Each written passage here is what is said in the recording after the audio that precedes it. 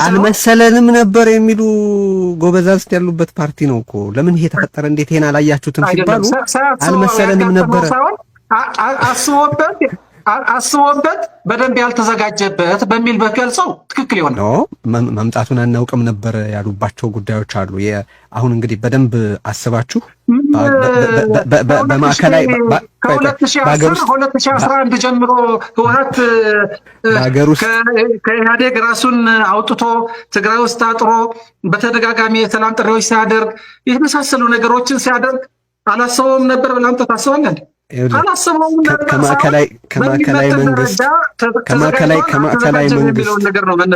ከማዕከላዊ መንግስት ሲገፋ የትግራይን ህዝብ ዋስትናና ደህንነት በተመለከተ በቅጥ አላሰበም ልልህ እችላለሁ።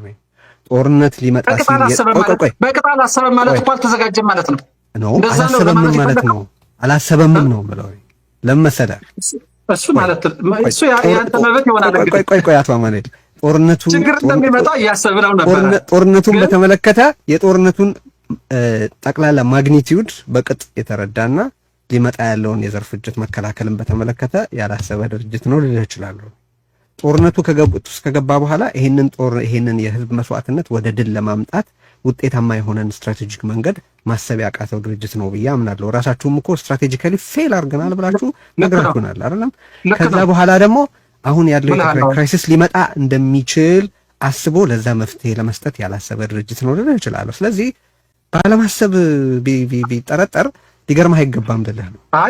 እኔ አይጠረጠር እኮ አላልኩም። እሱም የመጠርጠር መብት ነው ብያለሁ እኮ። ግን እኔ ድርጅት ውስጥ ሆኜ እንዴት ነው የምታየው ነገሩ ብለህ ከጠየቀኝ ግን ማለት ችግር እንደሚመጣ ወደ ችግር እየገባን እንደሆነ አላሰባችሁም ብትለኝ አይ እሱንማ እናስብ ነበር እልሃለሁ።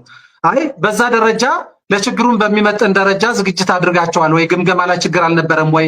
ማግኒቱዱን እንዳልከው በሁሉም በ360 ዲግሪ ተከበል በዚህ ደረጃ የዘር ፍጅት ይፈጸማል የሚለውን በዛ ደረጃ ገምጋም ነበራቸው ወይ ካልከኝ ችግር አለበት። በዛ ደረጃ ገምጋም አልነበረንም። ልክ ነው።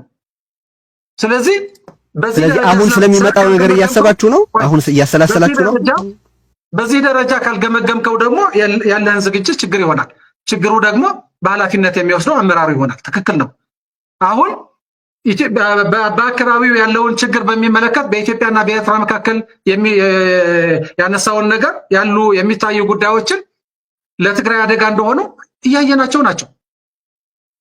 ችግሩ ወደ ችግር እንዳይገባ ነገሩ እኛ ማለት ያለን ሮል በጣም ትንሽ ነው ማለት በእነዚህ ሀገራት ወደ ጦርነትም ሊገቡ ወደ ሰላምም ሊመጡ የራሳችን የሆነ ሮል አይኖረንም ማለት አይደለም፣ ግን በጣም ትንሽ ነው። እኛ ያችን ሮላችንን ለመጫወት የምናደርገው ጥረት በተለያዩ ሚዲያዎች እየገለጽን ነው። ይሄ አካባቢ የጦርነት አውድማ እንዳይሆን ህዝቡ በጦርነት ስለተጎዳ ትግራይ ተመልሳ ወደ ችግር እንዳትገባ፣ የትግራይ ህዝብ ተመልሶ ወደ ችግር እንዳይገባ ጉዳዩ በሰላም እልባት እንዲያገኝ የዓለም ማህበረሰብም ይሁን እነዚህ መንግስታትም ይሁኑ ችግሩ በሰላማዊ መንገድ እንዲፈቱት ነው እየጠየቅን ያለ ነው።